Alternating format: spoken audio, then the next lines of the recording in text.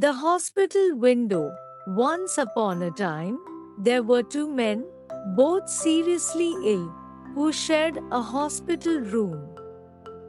The room had only one window, and the bed next to the window was occupied by the man who was allowed to sit up for an hour each afternoon to drain the fluid from his lungs. The other man had to spend all of his time lying on his back. The two roommates quickly bonded and started talking for hours on end. They talked about their lives, their job, children, and wives.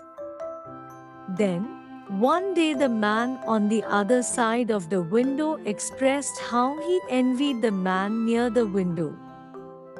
From that day, the man near the window started describing all the things he could see outside the window. The park with the lake, the children playing, the ducks swimming. As the man by the window described all this in exquisite details, he would close his eyes and imagine this picturesque scene. The man on the other bed began to live for those 1 hour where he could hear and visualize the world outside the hospital room.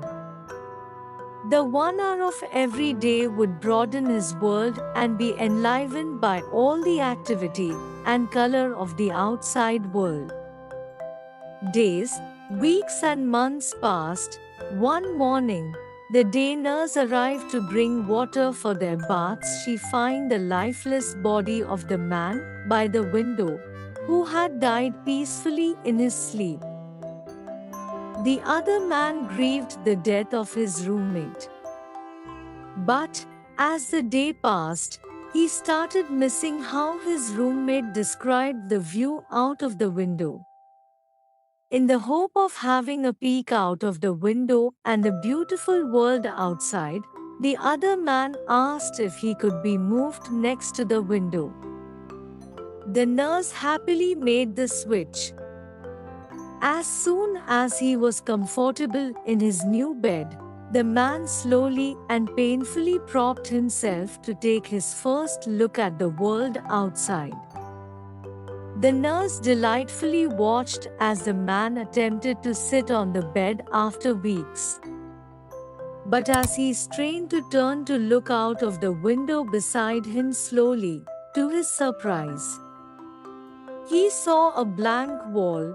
The man asked the nurse, "There is nothing to see from here.